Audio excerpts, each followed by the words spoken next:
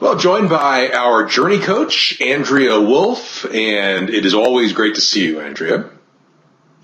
Great to be with you, John, and looking forward to our conversation today. Absolutely. Well, let me start by explaining a little bit about why you're on board at Write for Kids as our journey coach, because it's sort of an unusual thing for a writing site to have a coach who isn't really teaching people about writing.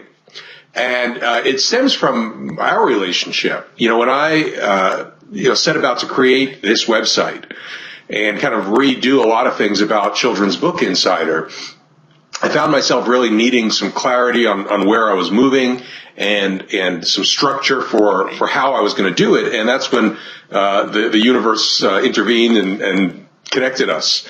And since then, you've been helping me tremendously, get focused and move overcome my own obstacles. And it's really been a rewarding experience. And it occurred to me that if you could help me, you could help anybody.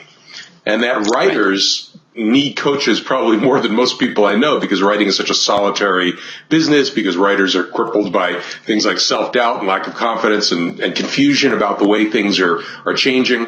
And kind of the light bulb went off over my head, and I invited you to become the journey coach so that all writers could have a coach. And that's really why you're here. So what I want to do with you today is talk about some of the obstacles that you see writers having to deal with, and that we've talked a lot about this, so a lot of this is my input as well. And then we'll talk a little bit about coaching and how a coach can help anybody. So how's that sound? Sound about right?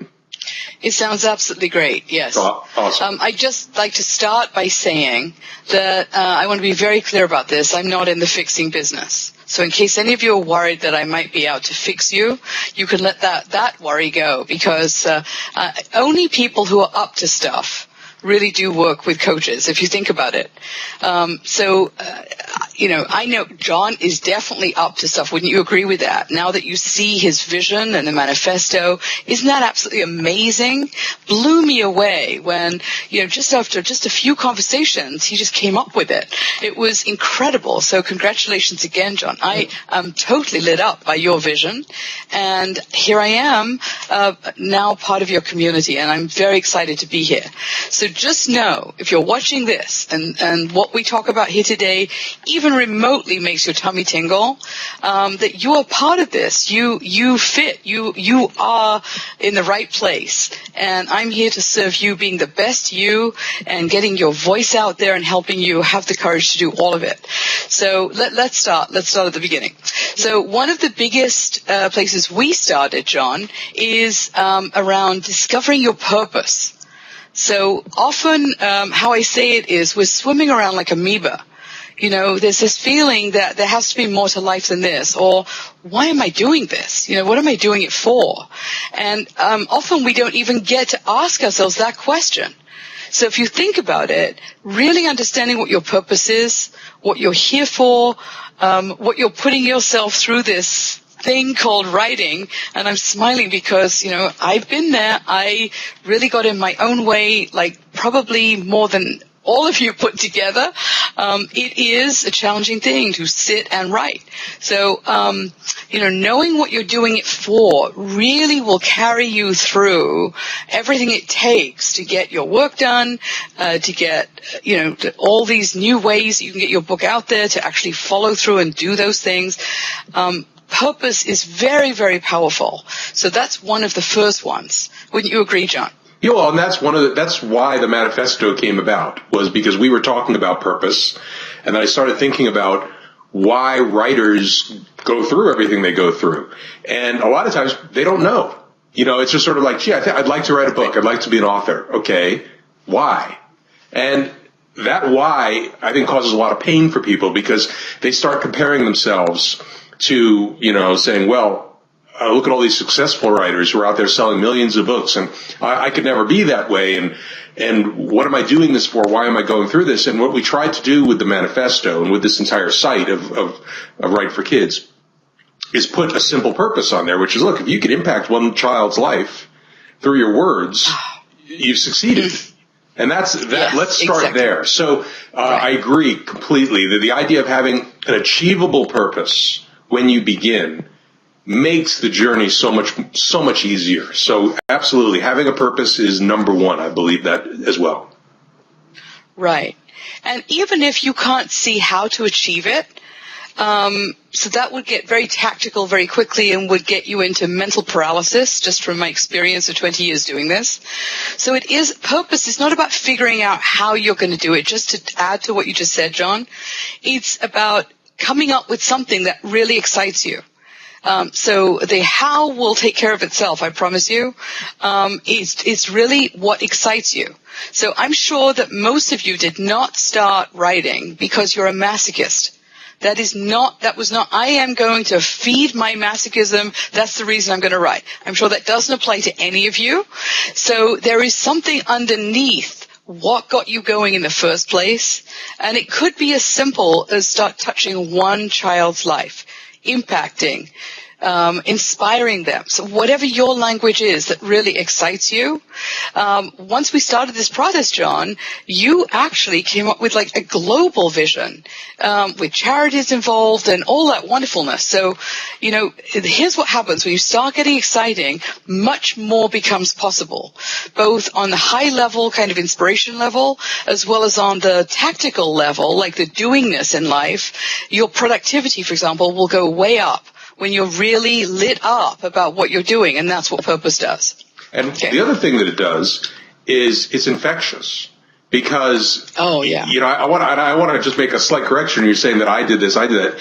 This is really, Laura has been every bit as much along the way here in helping to develop this. Yes. And how that happened was, we would talk. I would sort of come up with a germ idea, and I'd sit down with Laura, and next thing you know, bam, there it was. So my purpose infected her, and together we had a vision now for the business. So that's why it's very much a 50-50 thing, but it started with the idea of our conversations. And so what's going to happen to writers is, they're going to find some purpose, and it's going to infect the people around them, who then will see, oh, okay, now I get it. Now I understand why you're locking yourself in the den, every night for 2 hours to sit there on the computer. I know what you're doing now, and that sounds amazing. Let's make that happen.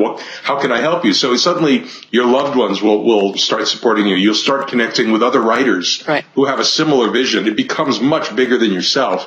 And I think that's really one of the most exciting things that you can talk to a writer about is getting out of the loneliness, getting out of the isolation, and infecting the people around you with your vision and your purpose. So absolutely, having that single purpose and an achievable purpose to begin with is really ground zero and gets the ball rolling. And it certainly did for me, and I'm sure it will for the people who are watching. Great. Thank you. That was a great correction, of course. Yes. With Laura and exactly. Yeah. So the next big area is overcoming those fears and doubts that you have, as well as old attitudes. So here's what happens in life. You don't realize what you're hauling around with you. It's a fascinating thing. These things that we learned growing up, with influences, all around you, maybe through school, teachers, parents, grandparents, friends even. So you probably don't realize the weightiness, all the stuff that feels so weighty, those things that maybe you don't feel worthy of success. Perhaps a lot of people have told you, you'll never be able to do it. Perhaps you're just doubting. I know I can write, but, then what? You're doubting whether it'll go any further than that, just you and you. So all of this stuff is in here. It's contained between your ears in that wonderful thing called your mind. And the amazing thing is that is actually the most powerful part of you. I mean, we need all of our body parts, the internal organs and the limbs and all of it. We need every single piece of us, right? However, the most powerful piece to create transformation in your life, in any aspect of your life, is right here. And so I'm here to offer to you, having worked with a lot of different people, hundreds, thousands over the years, that it is entirely possible to completely transform the experience of this thing called your life, simply by becoming aware and shifting how you're thinking and then how you're communicating. So that will be either speaking or this wonderful thing that you're doing, the writing. So shifting this changes absolutely everything if you're up to it, and of course I'm rubbing my hands with glee because these are some of the things that I'm going to be offering to you. Right. So it is possible then for somebody who feels overwhelmed by self-doubt and fear of criticism and feeling of inadequacy, it's possible to overcome that. It's possible to move beyond that and find a new you. And that if one of our folks is able to do that in their writing, is it fair to assume that somehow now moves into the rest of their life as well? These newfound feelings of confidence? Without doubt is my answer to you. I love it when clients say to me, they'll come to a call or a meeting and say, you're never going to guess what happened, Andrea. And I know that what's coming out of their mouths next is somebody has said to them, asked them, are you taking anything? They're showing up much more boldly in their life, happy. I mean, imagine, for those of you who might be suffering a little bit as you go through this writing process, I remember I did, imagine that you just have this transformation where you're just all around happier. And this, just like the example you gave, John, as you got excited by the very seed of an idea for your purpose, so it became contagious with Laura. So this is what happens. Those around you can't help but feel it. And you're going to want to be around more and more, not excommunicating anybody particular from your life, but you're going to want to be around people who really are like-minded and who are energized by what they're up to. Right. So it builds on itself, and often what happens is you're going to impact those around you very positively. So imagine you're showing up differently as a parent, for example. Imagine you're showing up differently if you're a teacher. Just, this is amazing stuff just by shifting some beliefs that you didn't even realize you were hauling around with you. Right. And having people surrounding you who share the same kinds of things, I think is also so important. One of the reasons we kind of took Children's Book Inside of the newsletter and turned it into a community, which is the CBI Clubhouse and the Fighting Bookworms and all that, was so that people could be surrounded by other people who get it, other people who say, I honor what you're doing. I think that's fantastic. Let's go do this. Because if you're alone, you really you only have, like you said, you have your brain to work with. That's it. If your brain's working against your purposes, you're just never going to get anything accomplished. So, the idea of self-doubt and fear of criticism, it's something I've certainly dealt with. I think we all do. We all want to be loved. But ultimately, we have to come to realize that a lot of people just won't get it, and that's okay. You worry about the people who do get you and do get what you want to do. And someone said something to me once that was really powerful, and it stayed with me, which is about 10% of people will find a way to be offended by anything, and you have to just ignore them. And I do that. I think about that when I run a business. I'm talking to the people who get me and who get what we want to do. And as a writer, you're doing the exact same thing. You're talking to kids who get you, and you're surrounding yourself by people who get you, and you shut everything else out because their opinions don't matter. That kind of switch in mindset, I think, could be so powerful for a writer. Let me just, if I may tweak what you just said. Sure. So it's okay to have different opinions around you. So a skill to learn is just thanking people. Yeah. Even the most negative, you'll never be able to succeed at that. Yeah. Well, thank you. And they don't know what to do, by the way. That's very confusing to thank somebody who's said something less than uplifting to you. They won't know what to say next. And genuinely just thank them. No charge on it. And it will stop it, by the way. It will manage those naysayers in your life. Right. Or they'll go away, or they'll just be upset. But that's okay. You don't have any control over anyone except, yes, you. This is your domain right here, you and you.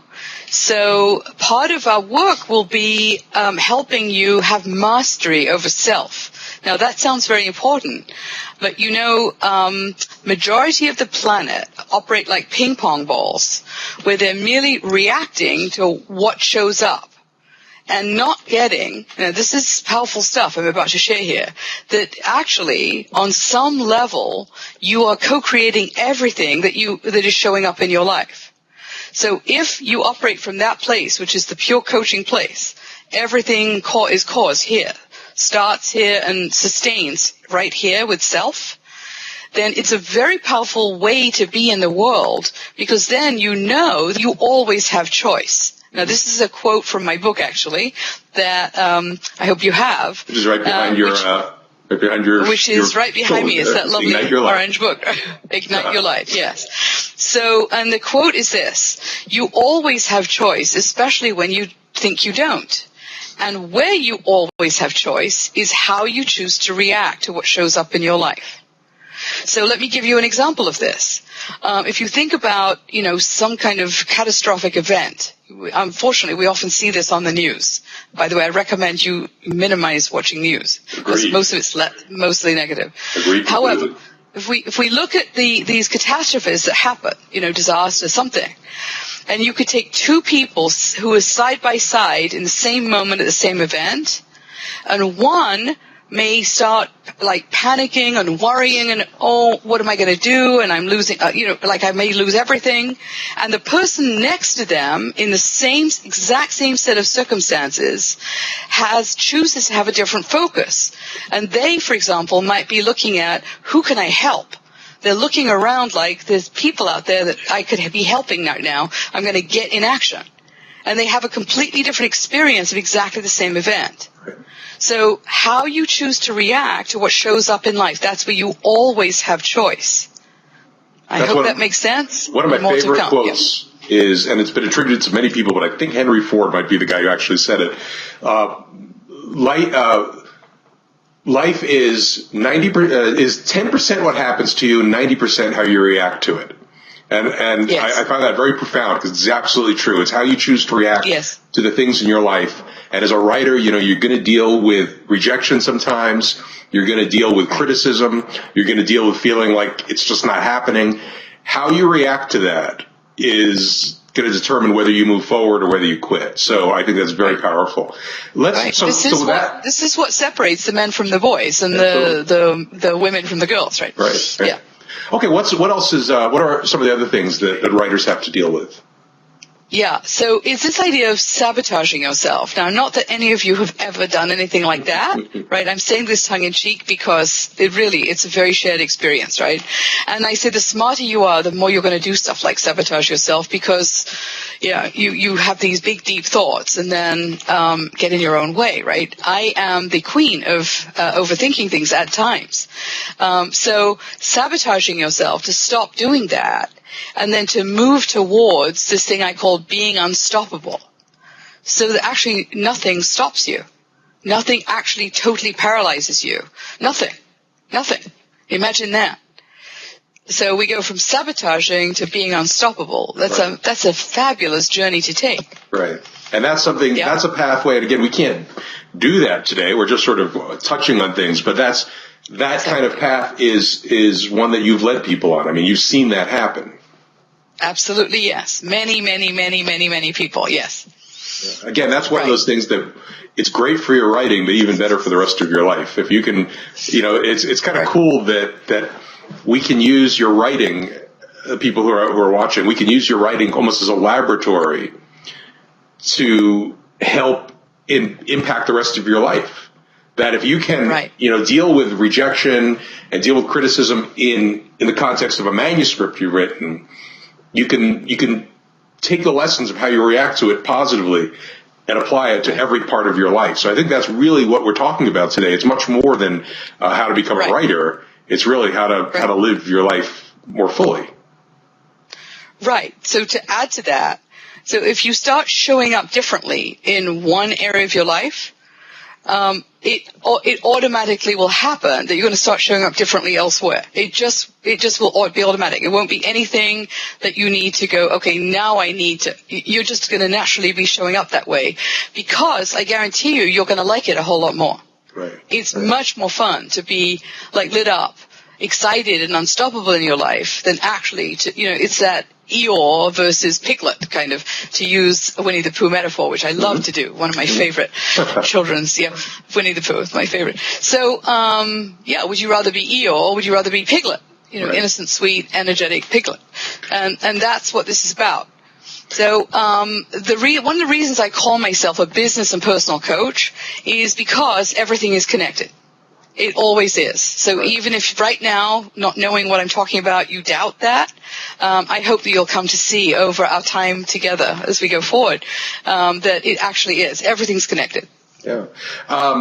There are a lot of good lessons, life lessons in children's books, and I think you've just given me another great idea, which is we need to go through some of the great children's books and start looking for the lessons they teach. Dr. Seuss is one of the great philosophers of the 20th century, so I think that's a wonderful idea. Yeah. In fact, just to share with you, one of the Dr. Seuss books that I absolutely love, and I recommend it over and over again to clients, is Oh, the Places You'll Go. Mm-hmm. And it's all about this journey through the mind. It's a wonderful book. Right. Anyway, so just want to recommend. But talk about impacting lives. I mean, there's an example in a very large sense. You think about the impact, for example, the Lorax must have had on a burgeoning environmentalist movement.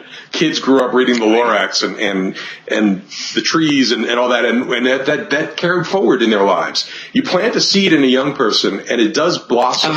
And so there again is one of those things that goes back to purpose, that think in terms of planting seeds. And obviously Dr. Seuss did it on a very large scale, but even if you plant the seed in 20 kids and one of them grows up to change the world because of something you've touched in him or her, that's pretty powerful stuff, and it's completely within anyone's reach. That's really the wonderful thing about the modern age of publishing. It's completely in your reach to impact 20 kids. And then the next book impacts 50 kids and 1,000 kids and moves on.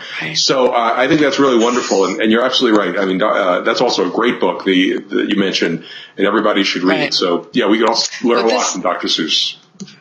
So what you just said, John, is exactly the reason I am so honored and so excited to be your journey coach, because every one of you who is even thinking about writing for children is such a difference maker in the world.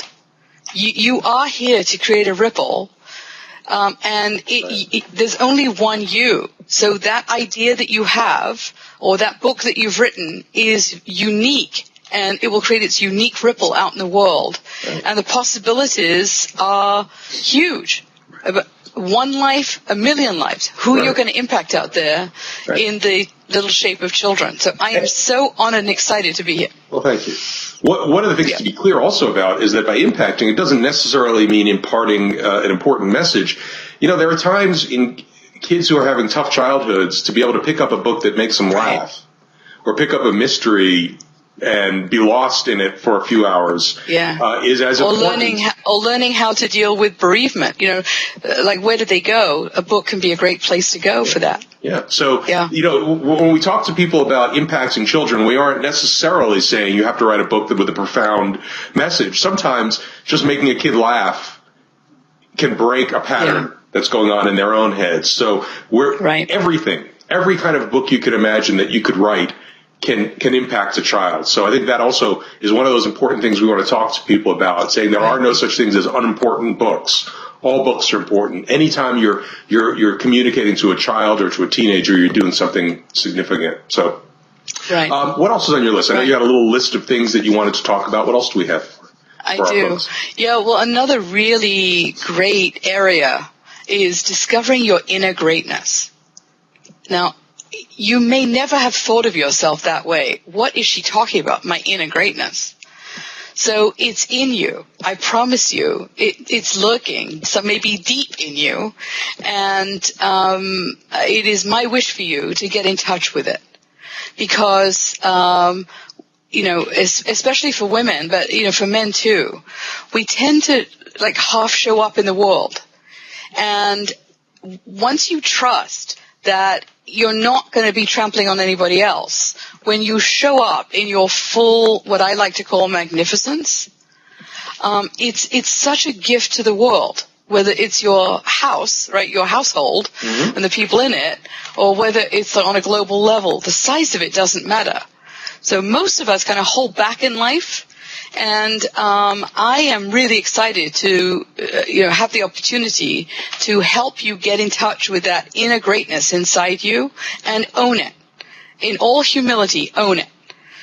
And watch what happens to everything you do, including and especially your writing.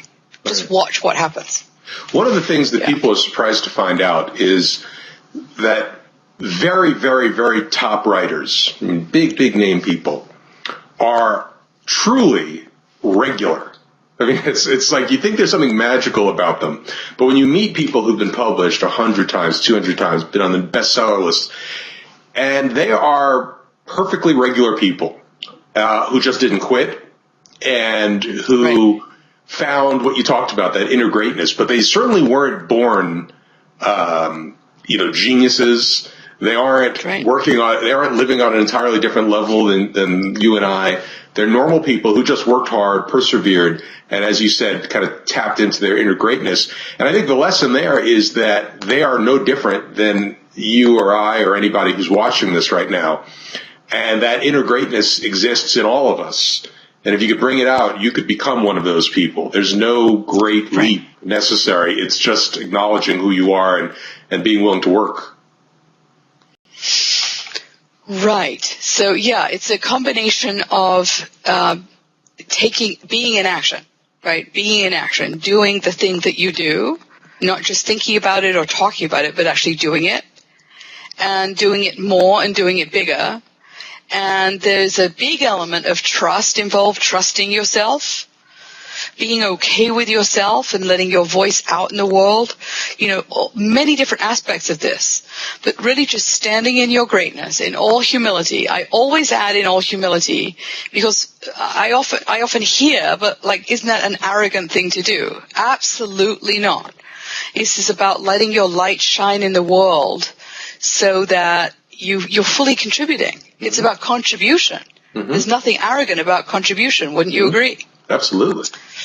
Yeah. In fact, I think that it's really a shame to waste it, to not, if you have that greatness, which we all have inside of you, and not to use it is really, you're being selfish. You're letting, humanity down when you can actually make a little dent in things and change things a little bit. It's almost like, it's a responsibility as human beings to do everything we can to try to make the world better. So, in this case, for people. Well, I imagine that's very resonant for your people, Absolutely. Right? For every one of you listening to this, that you really do have that in your DNA. You want to make a difference. Right. So part of actually happening in the world is owning your greatness. Yes. That's the point. That's exactly the point. Great. Awesome. Yeah. Fantastic. So, okay, very quickly, another wonderful idea is this idea of going pro. So if you might be thinking, well, I'm an amateur. Okay, maybe you haven't been published yet, right? And so, again, that's a mindset thing. That's absolutely right here. This is where it is.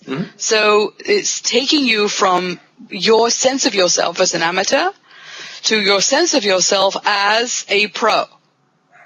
And, again, watch what happens. Just watch what happens. Right. Yeah. Anything you want to add to that? Yeah, absolutely. I tell people this, and it tends to resonate. I've studied martial arts over the years, and I remember when I went in early on in my training, and it's hard. It's a commitment, and it's hard. But the teacher said to me, said to the class, the only difference between a white belt and a black belt is that, basically the way he said it actually even better was a black belt is just a white belt who never quit. That's actually what he said. That's great. And it's funny because I thought about that on the day I got my black belt, and I realized, you talk about being a regular person. I'm nothing special about me, but I just didn't quit. I just kept showing up and kept training and kept testing, and there I was. And I thought about that for writers as well. The difference between a published author and an unpublished author is that the published author just didn't quit.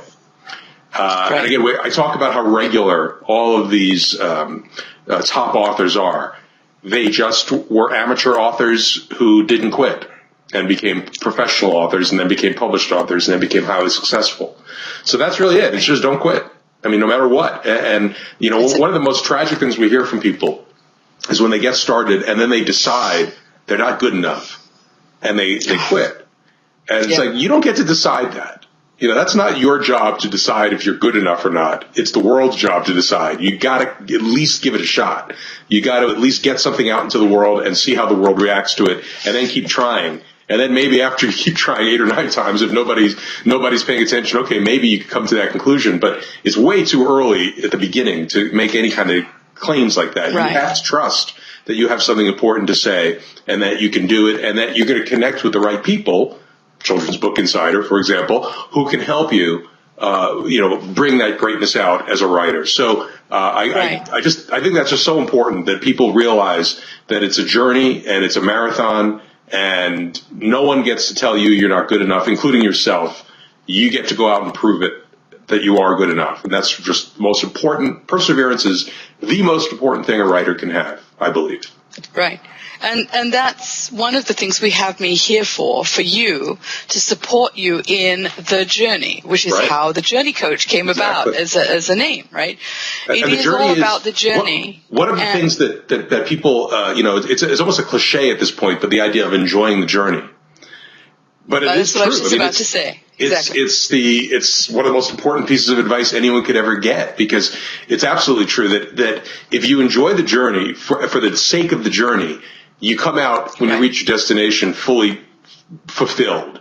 If you think about writing, for example, if you enjoy the aspect of learning craft, of learning how to create great characters, develop great plots, find the right point of view, get your tenses right, all that sort of stuff. If you treat that as a chore, it will be a chore, and you'll never accomplish anything, and you'll never become a good writer, and then forget the rest of it because it doesn't matter. If you treat that as the journey, if you say, my journey right now is to learn the craft of writing, I'm not going to worry about everything else. I want to just, for the sake of learning the craft, so I could say, I'm right there. I've done the same thing Judy Blume and Norman Mailer and, Mark Twain and all these other people have done. I've learned craft. And I've delved into that just like they have. And now I'm in that brotherhood and that sisterhood. If you could look at it that way, I guarantee you will become a good writer, and then I guarantee you're going to become successful. So it is that mindset. It's what you're talking about. It's what's in here. It's how do you approach each moment of your journey. And if you forget about the destination and focus on where you are and enjoy being where you are, you can accomplish so much. Right. I mean, that's the key. It's the last chapter of my book. This is one of the things I'm here for, is to help you enjoy the journey. Yeah. And this is one of the choices you have, because it's going to be moment by moment choices. So it really is that simple. I perhaps for some of you, you might be thinking that sounds way too simple. Well, it is. It is. Yeah. That's what I will say to you. It is that simple. I want to talk to you, and we're running low on time here, so I want to talk to you about coaching a little bit and kind of things you'll be doing. But I want to ask you just very, very briefly, your own experience, because one of the things we talked about very early in our own relationship was your own experience writing your book, and how it sort of was a bit of a slap in the face of your reality for you, because you realized that you hit your own wall, and that you had to sort of work your way over. Talk about that experience a little bit. Oh, I'd love to. Okay, so lean in. So here is my story. As background to it, I loved to read from very, very young. I was reading at 3, and, by 4, I had a collection of books and stuff. So I knew from the age of 4 that I was destined to be a writer. Obviously didn't know what and didn't know when, but I knew that young. So I'm what I call messed with it for decades. Decades. I did a little writing here and there, at different points in my career, different stuff, different sort of poetry and prose and stuff. So I messed with it for a long time. And I felt for the longest time, I've been a coach now for 20 years, that, who would want to listen to me? Like, what do I have to say? And so finally I got tired of hearing myself like that. And I felt I really had something to say because I could see this lot of unnecessary suffering out in the world. And that's where the seed of the idea of my book came from. So I didn't know anything about writing, and so I did it the old-fashioned way. I sat and literally wrote every single word. I sat either handwriting, or I eventually moved it over onto the computer because I could see that was silly. It was taking much too much rewriting. So I'm talking the long, slow road to China here. I did so many versions of my book. I knew I wanted to keep it deliberately short so that people would actually read it and use it, because it's actually, there's action steps at the end of each short chapter. So I wanted to make it incredibly simple, and I'm complicated. So this took distilling down. I did this over sort of a 2.5-year period. This was a long haul in the middle of everything else I was doing as a coach, and it was excruciating. I mean, I exhausted myself, and then I found myself at the back of the room at a seminar, and there was something bothering me about my book, but I couldn't figure out what it was. And it was originally called Get Unstuck. So that was the thing that I finally got to. It was the title. And so I've been writing it from that point of view of being stuck. And so I came up with the title. I flipped the coin, and then I asked people around me who had never met me before and probably thought me slightly crazy, what do you think of this title? And they loved it. In fact, they wanted to buy the book right away. So I thought, I'm onto something here. But now I did one more edit of the book, and I hope you're all giggling here. One more edit of my book, because it didn't quite make sense, the order I'd written it in with the new title. So finally, I was just this close to finishing my book. I had the introduction to write and the call to action at the end, and I got brain freeze, complete and utter brain freeze. I was sitting right here at my desk, frozen into paralysis. And very fortunately, I have what I call support structures in my life. One of them is a very good friend of mine named by the name of Don. And he checked in with me. How are you doing? And I could not tell him the truth. So I told him I am completely frozen. And I'm like this close to finishing it. So he sent me an email. And the email read, Andrea, I could hear his voice, Andrea, millions and millions and millions and millions and millions and millions of people are waiting for your book. Finish it. And I had a good cry at my desk, looking at my monitor. I think it was probably the first time I'd ever done that. And I finished the book the same day. And I very quickly sent it off to my publisher before I started doing another edit, exhaustingly, right? So, and then it progressed very quickly from there. So it was an excruciating story. I riddled with self-doubt along that 2.5 years of writing the thing. Right. And I am happy to say that I'm delighted with how it turned out. Yeah. And people are really loving it, right? So because it's deliberately simple. That's the point of it. It's deliberately simple. But so basically, complicated will use. It sounds like the lesson there is you finally got out of your own head and thought about the impact that you could have. You thought about your reader. Exactly. And if had you done that from the beginning, it probably would have been a very different experience, wouldn't it? Well, I had moments, I have to be honest, because, what impelled me to start it at the beginning was that I wanted to reach people more than I could possibly coach the way I was coaching, right? And so, one-on-one. So I had that pull out into the world, but when push came to shove at the 11th hour, oh my goodness, yeah. It would still not be done if it were up to me today. So I'm very grateful to Don. We hear that a lot, actually, from writers, that letting go of the manuscript is so hard because once you've done that, it's in the world's hands, it seems. And then that's when you start the worries about criticism and rejection and all of that stuff. It's like hitting send when you're sending out an email. It's when you click the send button. It's like when you think, it's kind of like that. But you got to just click it, man. Right. You got to send it. And so I'm glad that Don came along at the right moment.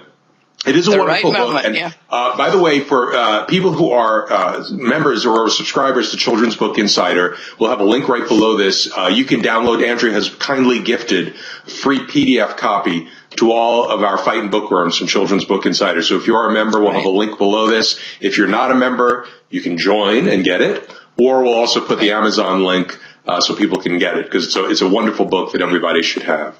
So very briefly, let's wrap this up by talking quickly about what you're going to be doing here on Right for Kids and what people can expect. Yeah. All right. So can I talk a little about coaching? Just Please. What it is, what it Absolutely. isn't, just so you can understand who I am. All right. So here's what it isn't. It is not therapy. Now, what I mean by that is, because therapy is really great in certain, for certain circumstances in life. It's really great. So I'm very pro therapy. However, the focus of therapy is very distinct to the focus of coaching. So therapy tends to look backwards in your life and look for reasons why things are the way they are today, which can be, like I say, very valid and very powerful in certain circumstances. Coaching, however, and this is one of the reasons I love it so much, is it's always about now forward.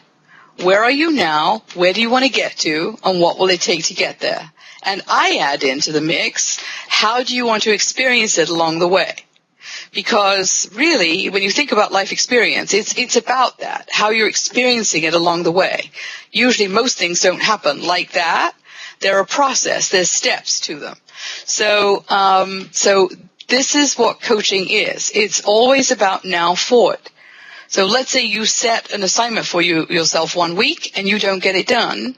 You could beat yourself up with it all, or you could choose, and with my help, is my hope that you do choose to go, okay, well, here I am now. Where do I want to get to and by when? And what will it take to get there now, from now forward? Most human experience is in the now. It's in this moment right now. So we're going to be becoming very aware of that, and now forward as opposed to now backwards. Mm-hmm. Okay. So I will not be telling you what to do. There may be certain moments where I'm giving you suggestions. I'm offering ideas to free you up from wherever you are. However, I don't tell people what to do. I facilitate you to make powerful choices in your work and your life. That makes sense? Absolutely. It's a facilitation process.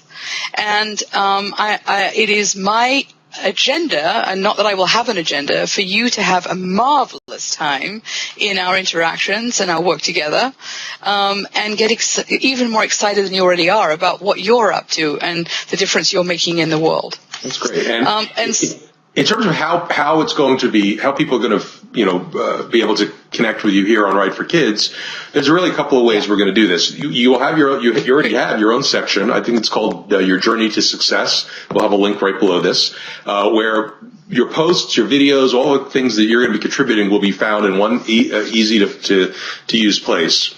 But for those who want a more direct connection with you, we're developing a couple of interesting things. We're going to have a 6-week group coaching type program. We're not really group coaching, but a 6-week program where we're going to talk about, you and I are going to be doing things like this, videos like this, and talking about the specific obstacles that people have to overcome.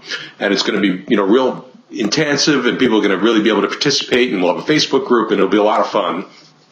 And then down the road, we're going to have a kind of a more traditional group coaching kind of thing where it's going to be more one-on-one opportunities for people, or people to connect directly with you. But we'll worry about that when we get there. But the next thing that people can look out for will be, we're going to call it It's Your Time. And it is going to be a 6-week, how would you describe it? It's not really a course. It's not really group coaching. What do we want to call it? It's a program. So we'll come up with a better name. We'll come up with a more fun name than that. It's an adventure. How about adventure? A 6-week adventure that will allow people to really address these things that are holding them back and overcome them, and it's connect with other people who feel the same way. It's going to be a lot of fun. So I'm really looking forward. We'll have more about that soon. But I just think, it's the idea of having you here. It might seem, again, strange to people at first, but now having had you as a coach, I wonder why everybody doesn't have a coach, and writers probably need coaches more than anybody. So it's really kind of exciting for us to be able to present maybe the first ever journey coach for writers, and I think you're just a wonderful person to do it. Thank you very much. I can't tell you how excited I am to be here. It's going to be a lot of fun. Any last words of inspiration, advice, thoughts that you want to leave with our folks? Well, just think about this conversation that we've had and some of the areas that we've touched on. Think about what might be possible if you were to let that go and step into being unstoppable. Step into owning your greens. Just start mulching on that, because everything is energy. You may have heard that phrase, everything is energy. And it starts with your thoughts. So if you start thinking about that possible future, you're already creating the opening for that energy to be in your being, in your body, in your mind. So just start considering the possibility of some of these things we've talked about today, like you being there. And just notice what starts shifting, even just by focusing there. It's a fascinating thing. So just start doing that right now. That sounds great. Now, of course, we have a comment section. If you're watching the video right below us, you can start putting some comments. You might be having downloaded this as a podcast. Maybe you're listening to it while you're on the treadmill or in the car. When you get back, log onto this page and share your comments. But we'd love to hear what people have to think, because it'll give us some more ideas for videos in the future. So this is definitely a collaborative kind of thing between Andrea and me and all of you. So it's great. It's going to be a fun journey, and I'm glad we have the right choice for it.